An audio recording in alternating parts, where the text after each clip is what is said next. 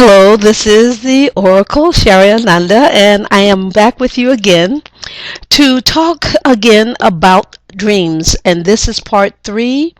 And in this part, I am going to make sure that you know how to track your dreams so that you can compile them over, say, a year's period and look back and see which kind of dreams you most frequently have from what I initially talked about in part one of About Dreams. And you will be able to better see how you've been instructed in general areas. So let us now begin. First of all, the information that I am about to provide to you, especially the script that I am going to use to talk to you about how to keep track of your dreams, is not my original work. The original work comes from Audrey Romo of the Caliente Company, and the dream keeping book is called Dreaming Down the Moon. It is no longer in the marketplace, and I have been unable to locate Miss Caliente, but I have gotten so much value from the work as it was originally presented that I have taken the show on the road and taught others her method. So this method does not belong to the Oracle Shariananda, but it does belong to Audrey Romo.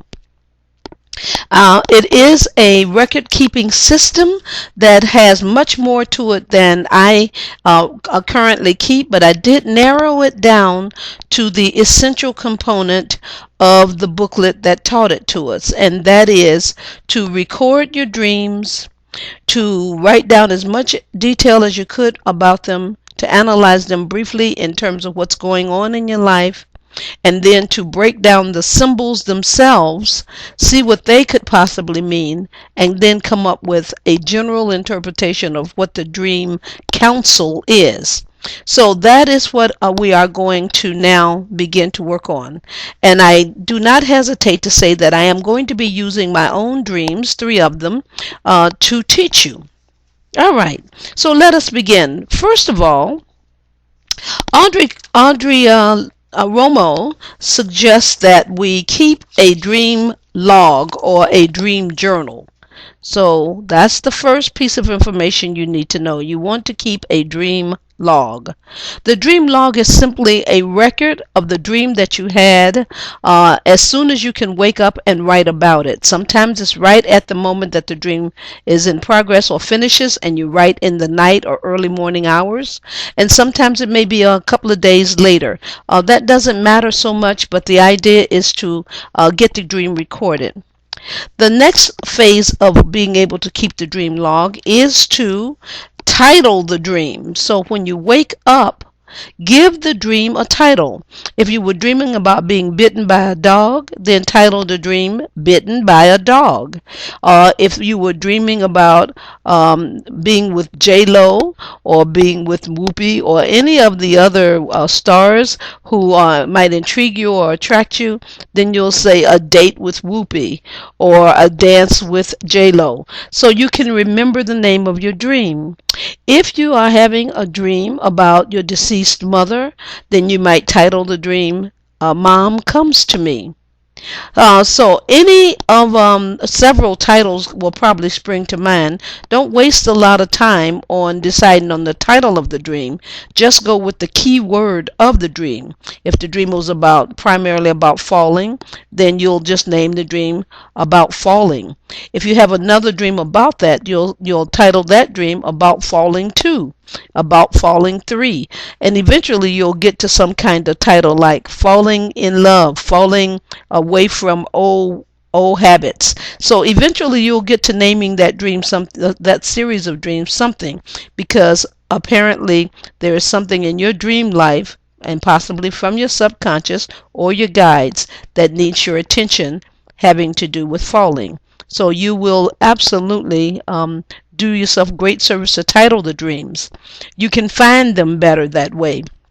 Now, I keep mine chronologically by year, so I've got dreams that date back to 1996 all the way up into this current year. And so the dreams I am working with you tonight will be from 2011, 2012, respectively.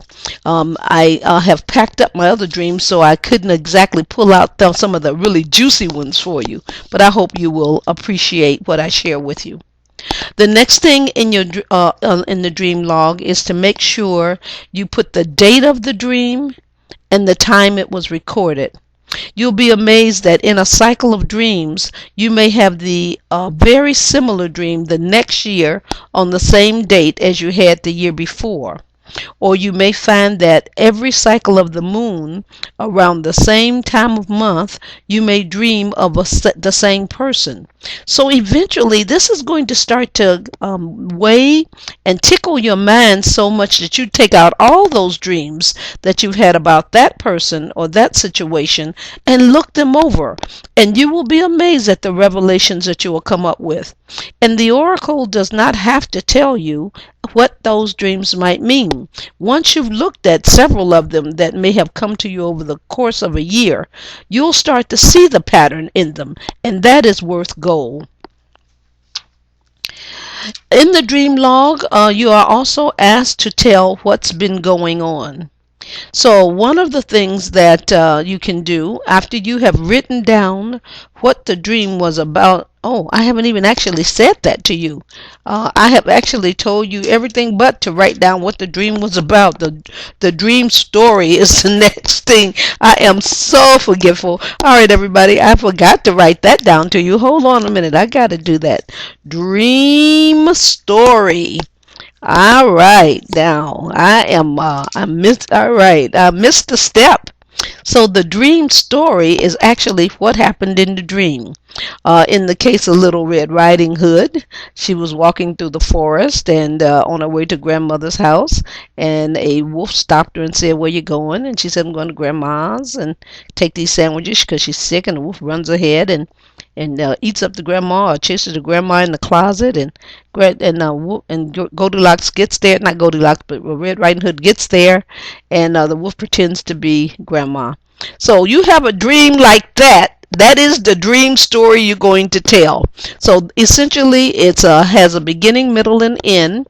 It may take you more pages than the space that you are given. Let me give you an idea.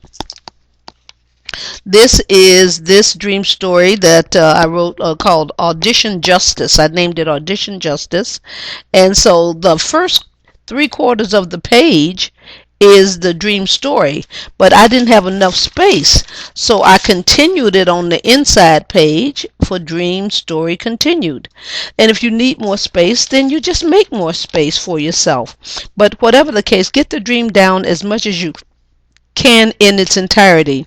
And as a side note to recording your dreams, try your best to record the time of day in the dream, the weather conditions in the dream, where you were in the dream. In some instances, you see yourself in the dream acting. In other instances, you're watching the dream without being aware that you are the consciousness overseeing what's happening. You may see yourself as another person in the dream.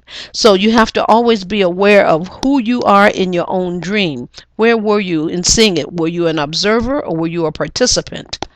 There is a dream theory that says everybody in the dream is you, so that there's a lesson in every person who shows up. If you've ever seen Tom Cruise in the movie Vanilla Sky, at the end he realizes that he has created this immense dream world where everybody in the dream is someone that he's put there. And he finally realizes that he's living a dream. So you want to recognize who the people are in the dream, whether or not they're just symbols of you, so that you can have a 360-degree view of everybody and what everybody thinks, and thereby more knowledge. So the dream story should actually include everybody that's in it, including yourself, and know who's telling the story, or at least who's watching the story. All right. The next part of your dream is to and I've already told you to title it. The next part of the dream is to write what's been going on, because in your life you've been going through some things already, and so you want to figure out, is this dream related in any way to what's going on in my life right now? So in a minute I will read you my dreams with these categories, and then that way you'll get a better idea about how to write what's been going on as it relates to what the dream was about. Sometimes what's been going on in your life, which may be a part of a slush dream, will show up in the dream. Sometimes what's been going on in your life doesn't seem to have any apparent connection to what your dream is trying to teach you. But keep in mind, we have several realms of knowing that we have access to. We have access to the higher realms where our guides and that which is our spiritual self teaches us. And then we have our own subconscious, which has already got every single memory and every single picture and every single event and experience that we've ever had recorded, either parked somewhere in our bodies or parked in the recesses of our mind. So sometimes those things, when it's triggered, reveal themselves to us in our dreams. So in any case, it'd be very good. I'm very sorry to say happy. It'd be very good if you write down what's been going on, or what this dream looks like it's referring to that you may have a memory of. You are asked, after you write what's been going on, to write down the dream symbols, and here we go on this page, the dream symbols that in fact that you drew out of the dream. So you write the dream down, and then you turn everybody into a symbol. I will do that for you momentarily.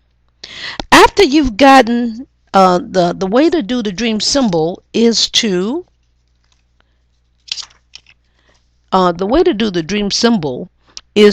say that the A person is that symbol could stand for B, or it could stand for C, or it could stand for Z. So don't be shy. Don't try to categorize everything that's about that one person. It could be various kinds of meanings, but you look at the meanings as you understand them in your culture and in your own world. And then you will be able, at the later part of this dream analysis that you will do, either right then and there, or you'll write it up as much as you can, put it aside, and come back to it later.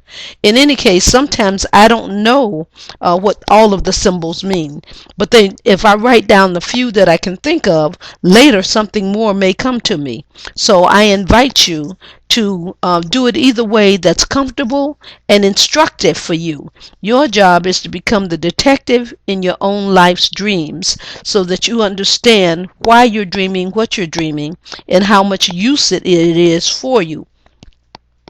All right, in addition to itemizing what all the symbols might mean, you are then going to try to come up with what the dream feeling was. Now, the feeling in the dream operates in two ways. One, you feel a certain way while you're in the dream, experiencing yourself as a participant.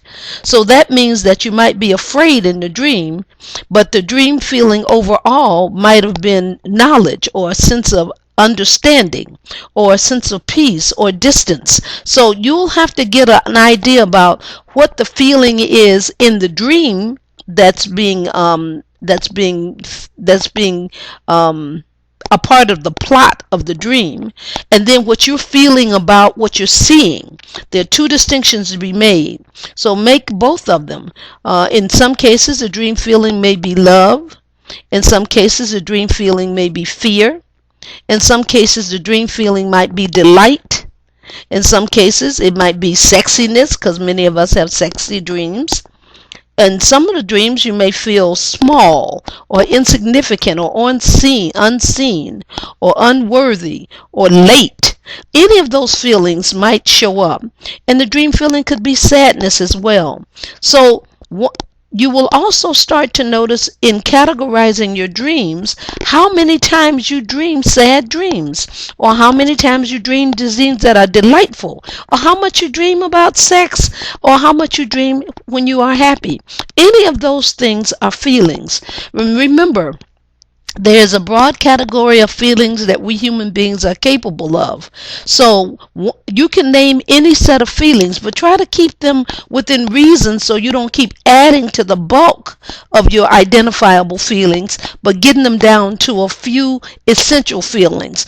Love, hate, jealousy, envy, and desire are typical of the dream feelings that we can have. But you can get them down to 10, but you want to make sure that you have a set of dream feelings that are workable for you from dream to dream. You will also be writing down what you think the dream theme is. Now, there are many themes that will pass through your lives, and when I say theme, it's just the subject of the dream, the topic, or the insight that may be being taught to you or brought to your attention. So the dream theme could be birth, the dream theme could be travel, it could be education, it could be flight, it could be moving, it could be housing. It could be justice or injustice. It could be desire or longing. So any of those that you want to categorize yourself, the themes will come to you as you move through writing more and more your dreams down. Often the most common dreams for people are school, um, love and want, desire, and also the education, travel. These are big themes that follow one through one's dreams. You want to make a note, last but not least, of which phase the moon is in when you have these dreams. You've already got an idea what the date is, so you just want to know, is it a quarter moon or a half moon? Is the moon filling or is it declining? Is it a full moon or is it a dark of the moon where you cannot see the moon at all? So once you get a sense of when you're dreaming what, you will know that there's a certain kind of dream you dream monthly, a certain kind of dream that you dream because your hormones cycle in a certain way. After a while, you will dismiss some of those dreams. But I can tell you from my own research as a dreamer that there was someone that I was in love with very deeply, and when we separated, I was not ready to separate. And for months, and over a 10-year period, I dreamed about that person between the 15th of the month and the 20th of the month for 10 years. Now, how could I know this? I kept dream logs. So I want you to know that it is possible to learn great things about yourself and about your dream life. And after a while, it finally occurred to me, it wasn't that I was dreaming about that person because I so much wanted them back. I was processing. In some of the dreams, the person came back. In some of the dreams, we got married. In some of the dreams, we had children. In some of the dreams, she did not come back. In some of the dreams, she actually told me she did not want me and get out of her life. So I had any number of variations on what that relationship could look like if it were given fruition. But what it ended up teaching me was that I processed it that long, and I had been that deeply committed in the relationship that it took that long for me to realize that I was larger than that commitment and that I could love that person as long as I wanted to and as deeply as I wanted to, but I needed to move on. And eventually different faces and different people started to slot in to those dreams. And when I started to see that person as other people that I had loved, I started to see my tendency to be stubborn and to be unwilling to let go when it's time to let go. So I share that with you as a personal revelation from having kept dreams. All right, so now we've got the whole of what it takes to do a dream log, and now I am going to share with you several dreams, starting with one from 11/19 2011. And this one's called Audition Justice. And it's a dream of prophecy. The dream was written at 7:30 in the morning on this particular date. And I did not make a note of what day of the week. I usually make a note of the day of the week. It's not called for in Miss Romo's system, but you may want to keep track of the days of the week as well. Here is the dream story. I was working with a large company of people advising. I was circulating among them when one fellow asked me to come with him for support in a sports audition. I did. When we got to the auditorium, everyone was in the dark. Seems they were waiting for the lights to come on because there was an outage.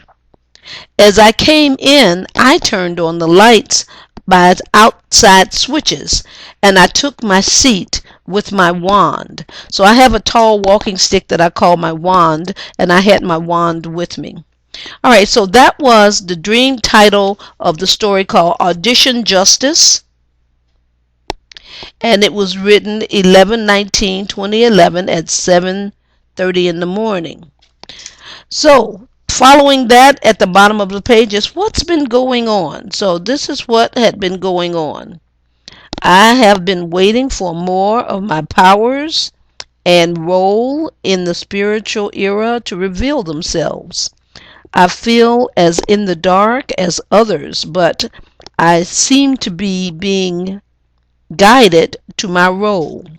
So I had the sense that in this dream, I didn't know any more than anybody else, but I got pulled in to a large situation to be able to bring light to it. So here's a continuation of the dream. There was a lady on the platform who became very animated and started talking in a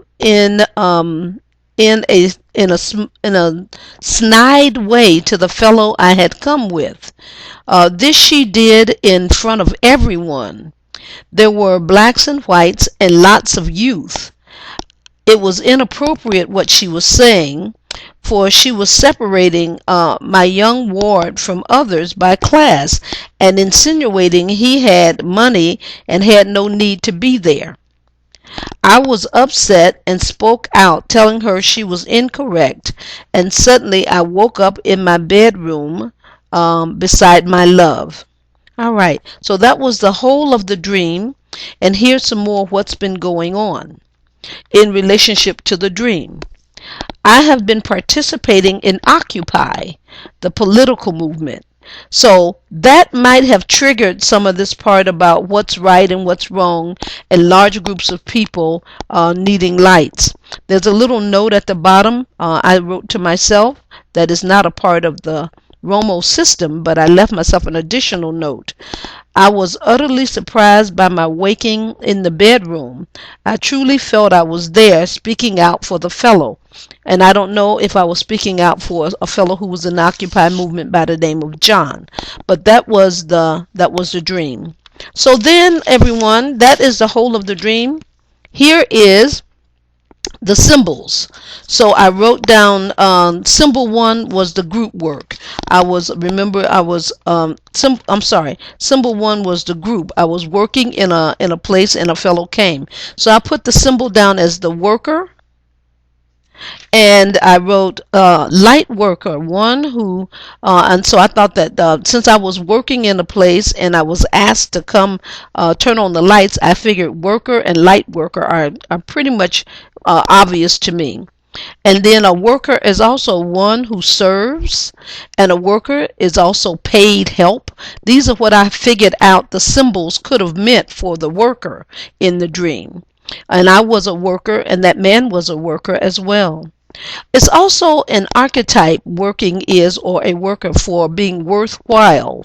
A person who has work has a sense of pride in himself or herself for being able to contribute something to society. So this particular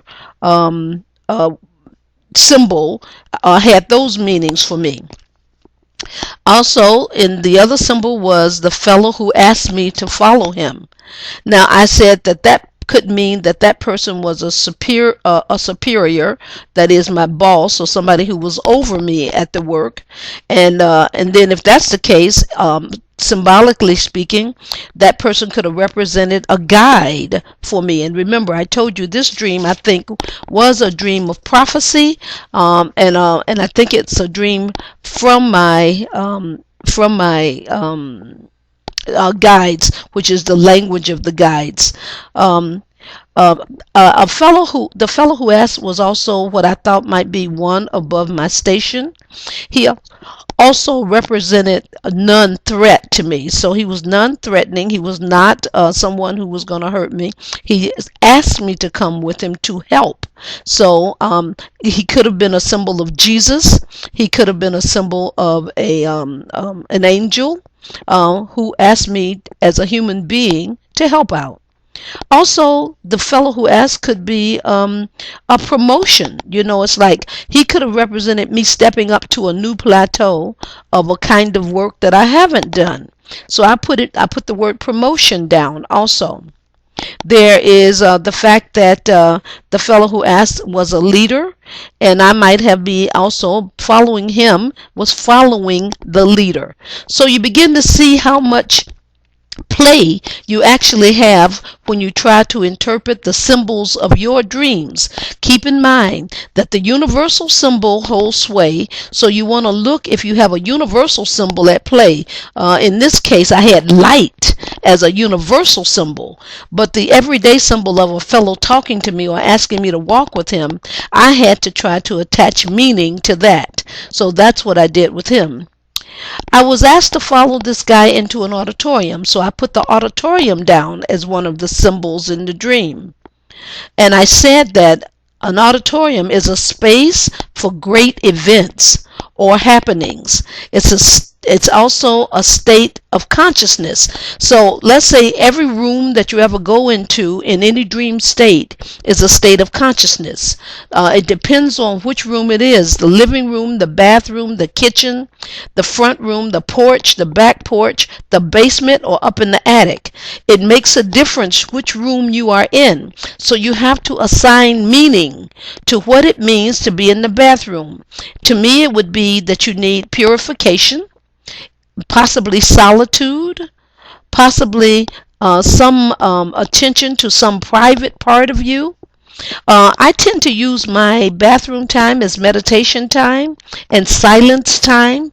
So you'll have to find out what the parts of your houses in your dreams stand for. And again, I remind you that this is unique to your experience, unique to your life.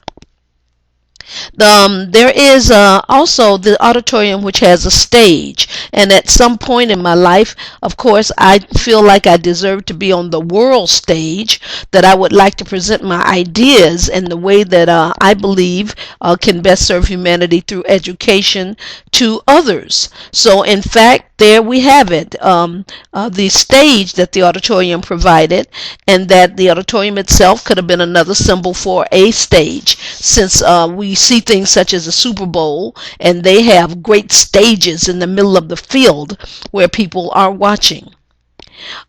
The auditorium was dark is another one of the symbols. So I said to myself, that's a lack of consciousness. Immediately, that was what came to mind. But dark also represents being unable to see, being blind. The dark represents silence. The dark represents God. The essence of God is a huge void of incredible density, incredible power, and it so reverberates with life and its own selfness that it presses in on you like nothing else can. As a matter of fact, the forces that govern our lives, like gravity and centrifugal force, or Even the skin as it is held to our bodies don't begin to give you the sense of the closeness that God is to you. So the dark auditorium represented a kind of searching or seeking or needing to be with God, or being in the presence of something that you cannot see clearly. The dark also represents the unknown. So for yourself, you'll have to figure out, when you go into dark places, what does it mean? And don't assume that bad things are indicated by the dark or any other kind of monstrous or nightmarish dream. Dreams are there to teach. Look for the good meaning. Look for the higher meaning. Also, no one knows what to do. The dark represents the people being without guidance or knowledge or wisdom, without a leader. So that is what that dark represented also. And finally, the dark represented a place where I could help. By my being present and my knowing where the switches were, I was able to help. So that was how I looked at the dark. The other person that I looked at in this whole scenario was me as a light worker. So I turned on a switch and I sat down among the many people who were there, even though I had my power staff with me, which says that to me, I am still one of the many who needs light itself. So I may turn on the light for others, but this does not excuse me from the responsibility of my life, or from the darknesses or the questions or the mysteries that I still have. So I may have answers to questions for others, but I still have questions myself. So in this dream, I am one of the many who is still learning my way and following the light that is given. All right. So I am through with the dream analysis for this dream. And I am now going to tell you what the dream feeling was. For me, the dream feeling was curious. It was curious. I was curious about why I was being asked to come help. And then the second part of the dream, I did not do any further interpretation on, although I did itemize the symbolic items. And I said they were group work, and the fellow who helped in the auditorium and the audition, and the lights, and that lady. But I decided I'd stick with the simplest part of the dream, the first part of the dream, because the second part may have been something altogether different that I just flowed into out of the dream that I was having. This is a decision that only I can make about my dreams. So after you've kept so many dream logs on your dreams, you'll start to be able to make executive decisions about what you're being taught, what's relevant and what's not relevant. So I encourage you to please keep dream logs. Keep logs of your dreams and use this system if at all possible, because it is the clearest one. I have seen many others where they ask you to write your dreams down, but writing dreams down isn't enough, because you can't get back to them and find out what you said or what you thought. In this instance, once you've done the titling and the date and time, and written down what the dream was about, and written down what's going on, and broken apart all the symbols from the dream that you can find, the next thing you do is you decide on what the theme was and what the feeling was. And last but not least, you answer the question, what is the dream counsel? What is the dream counsel? What's the dream trying to teach you? And so what I didn't put up for you was the dream counsel. And that is what I will write for you next. The words dream counsel. In Miss Romo's conception of the dream counsel, what she means is, what is the dream trying to teach you? What does it have to say? So you write that in a very simple form. You write the dream counsel in a very simple form. So in this case, as I said, the dream feeling was curiosity, and I guess light, that needed to be light. And the dream theme was cooperation and service, helping. And that's what I said. It doesn't mean it's true. It's just what I decided. So that any other dream I have in this vein, all my dreams about helping may tell me something about myself. In this case, that my life is purposeful, that I am going to be of use. I may be in one area working now, but I will be asked to come into another area and do something quite simple and natural. It doesn't have to be extraordinary and world shaking. Something easy, something comfortable, and that is what the dream taught me. This dream, as I said, took place on the 19th of November, 2011, and the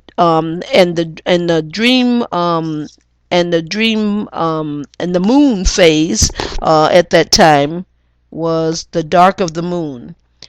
The dark of the moon. All right, and I think it might be incorrect, but it was what I circled because I didn't know exactly. All right, so that's our first dream, and as I told you, it was a dream I thought of prophecy.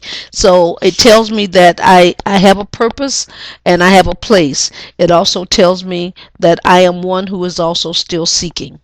All right, so far so good. So I am. We are at 35 minutes. Hopefully, in the next few minutes, I can walk quickly through the other two dreams for you because you've got the idea. All right, so the next dream that I am going to read to you will be from May 2012, and it's called Elephant Lessons. And this one is a guide lesson. This is a lesson from my higher self or the guides who are with me. I wrote this one in red, and it's called Elephant Lessons. It was written 5/11/2012. I did not record the time of this dream, remarkably, so occasionally I slip. Here is the dream story. Just as I awoke this first day of May, I was dreaming of helping a mother elephant teach her baby elephant to drink by drawing water through its trunk and then depositing it in its mouth. The baby was not getting it, so I suggested to the mother elephant that I put a sock-like cover on the mom's trunk to fill and to let the baby drink from there once I transferred it. And so that was a very peculiar dream. Here I was dreaming I was helping a large mother elephant teach her baby elephant how to drink water with its trunk. You go down, you suck the water up, and you put it in your mouth. But the baby wasn't getting how to do that. So I had this peculiar idea that if I put a sock on the mother's mouth with the water in it, the baby could drink directly from the sock. I don't know what I thought I was doing, but that's a crazy thing. But at any rate, I wrote down what's been going on. I have been in schools learning Danish, and my love and I have been talking about how to talk to animals. Now, I might tell you that while I was recently visiting Denmark, I had several instances where I was able to communicate with animals, and one of them was a swan, and another was a passel of geese. The geese were being intimidated by the swan, who was being possessive and domineering over an entire pond, and the geese were afraid to go in the water. So I walked up to the geese and I told them, listen, you guys got to get yourselves together. The swan is one bird. It does not have control over this whole set of water. So you all go in there together.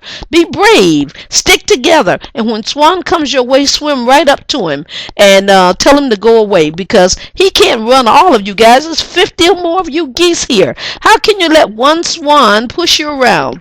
Now the swan was very beautiful and I loved it very much, and I was so happy to see so many birds in this one daily park there in Denmark. And so the geese looked at me like they didn't know why it was that I was talking to them, since humans don't typically, I guess, talk to the geese, or at least many probably talk down to the geese. So the geese quacked around with themselves for a while and looked all peculiar. I said, go on in the water. Here he comes. Go out there together and don't stick together. And I said, well, somebody's got to be the leader. Nobody was being the leader. So I pointed to one and said, you be the leader. and that goose didn't do it. It looked kind of confused. So another one fluffled its little wings and feathers and hopped in the water, and everybody hopped in behind it. They all scooted out to the water and stayed close together. When Swan came by, it was nonplussed. It couldn't figure out why these geese didn't get scared and jump out the water or swim away. So it turned around and went back to its nest. So that's what was going on in my life when I had this particular dream. So here are the symbols for this dream. The mama elephant. I said the mama elephant stood for matriarchal teacher, for protector, for the ancient jungle. The mama elephant stood for the primordial wisdom. Krishna, Buddha. The mama elephant stood for a pathfinder. And the baby elephant likewise stood for the heir apparent to the glory and the power of the elephant. And as you know, elephants have great memories. So she stood for memory, and she stood for the largesse of the creation itself. You know, the elephant is a symbol for the world as well. And finally, the baby elephant stood for strength, for an inheritor to the mother elephant's wisdom.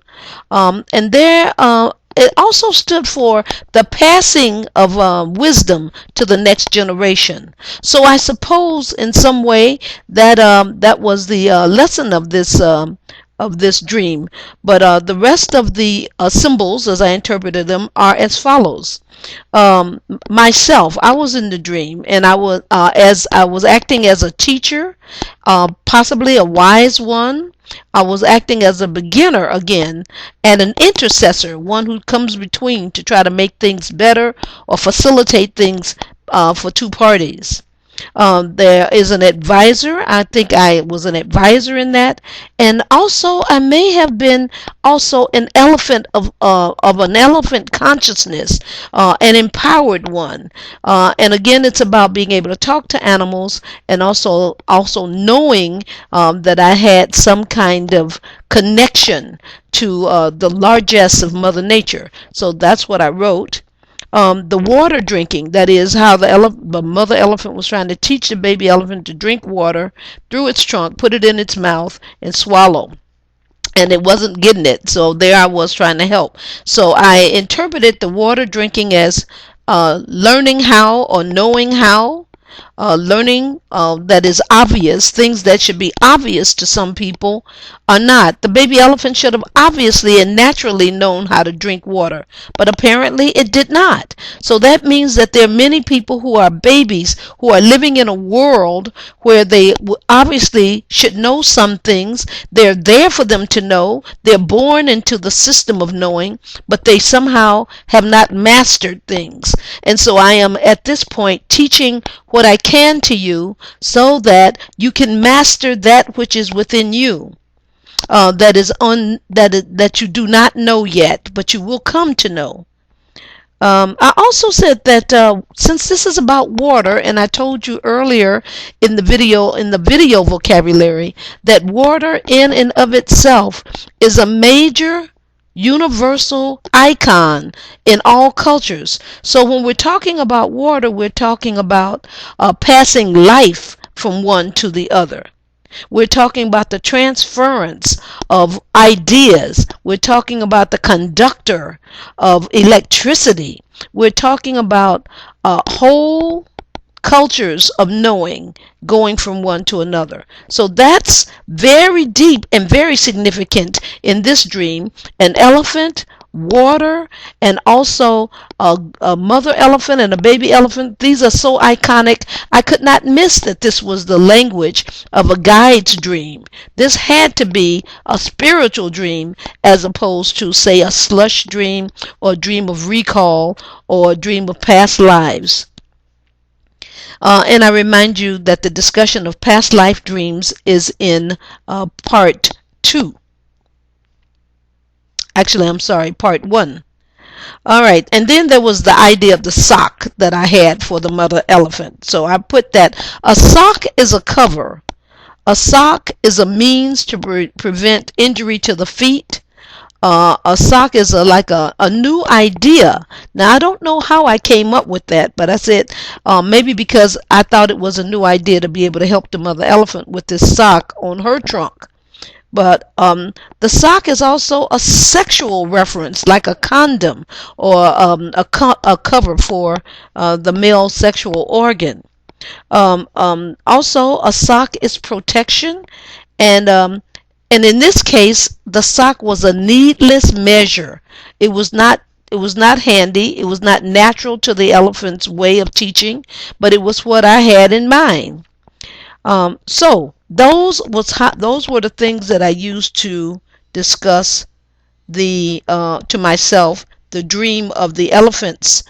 And so my dream counsel to myself was no, well, no, I won't do the dream counsel yet. I'll tell you what the dream feeling was.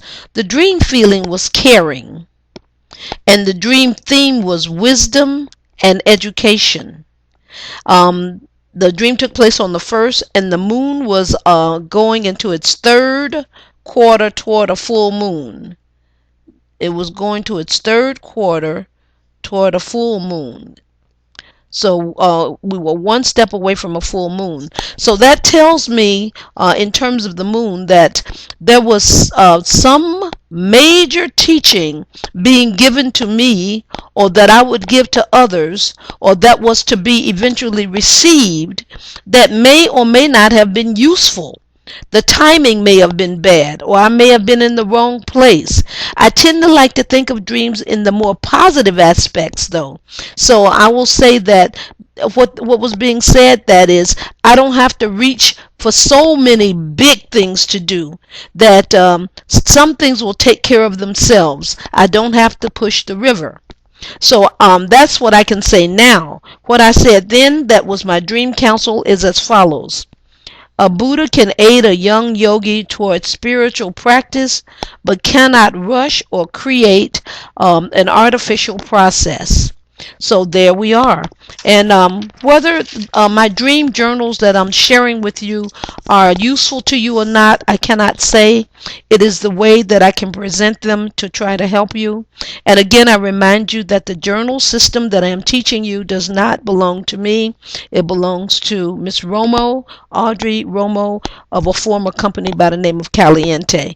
And for those of you who may or may not know her, if you do, I'd be very happy to be put in touch with her. Last dream coming, for the last part of our video on teaching you how to interpret your dreams, and these are keeping a dream log. This dream is a recall of instances from the day. It's also a problem-solving dream. And for those of you who would like to know the difference between one dream and the other, please see video 1. The second video talks about your internal vocabulary. Alright, so this dream I titled Pure Naked Heart, and it took place on Sunday, October the 21st, 2012. Again, I did not record the time of day that I wrote it, but let you have a look at it. Alright, Pure Naked Heart, 10/21/2012 on a Sunday. Here's the dream. This day around 1 a.m. I awoke reaching out to my love, saying her name and feeling she was hurting or very sad. I was reaching into her chest to her open naked heart. I called her name. I could see it beating with two halves, clearly defined by the tissue. Very real. Her heart was pink and beating as I awoke, reaching and reaching. So I was trying to reach her. And I didn't give a second part to the dream, so there was no second part. That was all it was. I wrote what's been going on. My love and I are discussing issues about our prenuptial understanding that include fidelity, trust, children, racial stance, our married names, and our thinking on children and health. So that's what this dream talked about. But the actual talking about the heart, that didn't show up in what's been going on. All right, here comes the symbols. Here comes the symbols. All right, my love's heart The It says that the heart is the most sacred part of a physical being, and that it is the life of a person. So in this case, it was a reference to my love. And then the color pink that the heart was that I saw, I said is a color for love. It is also a girl's color, and it's also healthy. The one is said to be in the pink when one is healthy, but it also is a kind of a racial reference, because only those who are light complexions can be in the pink in that way. We're talking about the beating heart. The heart was beating, so the symbol that I said for it is that stands for living. Also, the core pulsation of the heart. The beating also stood for being alive. The beating also stood for feeling. And finally, the beating stood for a sort of fragility, very fragile. Um, the reaching hand, in the dream, my hand was reaching out, trying to get to that heart, reaching hand. That is, it's a healing touch. It's a healer's impulse, that is, to reach toward trying to heal. It's an attempt to touch someone directly within. So that's what I said the meaning of the reaching hand was. Now, in many cultures, you'll see a reaching hand, and that can be for liberty. That could be for freedom.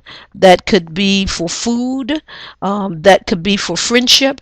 So the iconic use of the reaching hand doesn't particularly apply in this dream. And this is a great dream to show you the difference between the universal icon of a particular symbol and the meaning that it might have for an individual based on their experience or their feelings about what it might mean in a given dream.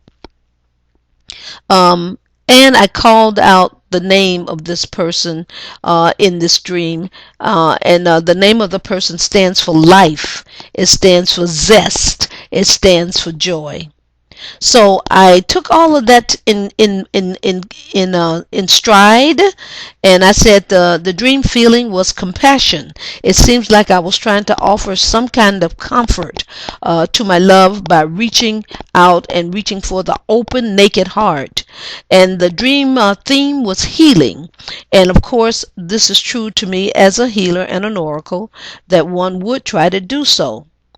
And the dream counsel I wrote as follows. Um, I know, it says, know how deeply you have touched this person. And reaching calls for responsibility. To take someone else's heart into your hand is to say, I am responsible for the love that I am willing to give. I am responsible for this person's well-being because I have this person's great trust. I cannot forsake that trust. But my intention in reaching is a true intention. My intention in reaching is to touch and to be touched. And also in the dream counsel, I wrote that I was being told in this dream that my love is vulnerable, and that possibly the heart is weak, or maybe there might be some anemia. I have checked these out since, and that's not true, but at least that gave me the thought to think about. Here's where the moon was. The moon was at half moon. So it's like I was halfway there too. So sometimes where the moon is in the moon phase has something to do with the nature of the dream. The moon is a very powerful influence on my life. It draws on me every month, and I have powerful dreams when the moon is full and when it's dark. Many of you will learn just how much the moon influences you if you do your dream studies. So to review, everybody, I would like to make sure that you don't forget what I've said to you here today. And first of all, you want to keep a dream log. And the dream log is just a record of the dreams that you have. In your dream log, you will be writing the title of your dream, and you will also be recording the time and the date. Not only the time that you wrote the dream, but the time and the date in the dream, and the weather conditions and who you are. So make sure you've made note of that. Then you write what the dream is about, the dream story as it is called. So we want you to write the dream story. And the dream story is, as I said, use Little Red Riding Hood as a model because it's a very simple story. And so to tell the dream story. After you've told the dream story, then write what's been going on with you. What has been going on with you. And once you write that, I'm trying to find the card that gives us what's been going on with you. Seems like I've misplaced it on the desk. There it is. What's been going on with you? And see if there's any correlation between what's going on in your life and why you're having this dream. That can be helpful. And then after that, you break the dream into symbols. You break the dreams into symbols. You actually look at the dream symbology and you write whatever comes to your mind. They don't have to be related. The dream person is A, so you say A equals or stands for B, or possibly C, possibly Z, and then you go to the next symbol that you recognize in the dream and you say what that stands for, and you go to the next one. So all of the important symbols you have given some meaning to as you can think it up. It can be literary, it can be religious, it can be cultural, it can be pop culture, whatever comes to your mind. And then after you've done your dream symbology, then you want to try to you want to decide on the dream theme, and you make up the themes yourself and try to decide on the dream feeling. And after you've decided on the dream theme and dream feeling, you want to write what you think the dream counsel is. What is the dream trying to teach you? If you don't know right then, you can try to figure it out later. But it's very important for you to try to come up with what you think you're being taught. Sometimes I come back to my dreams after a while. Indicate what phase the moon is in for yourself. This is a part of the Romo system because many dreams happen in dream cycles. All right. So I want to thank you very much for letting me work with you around learning to read your own dreams.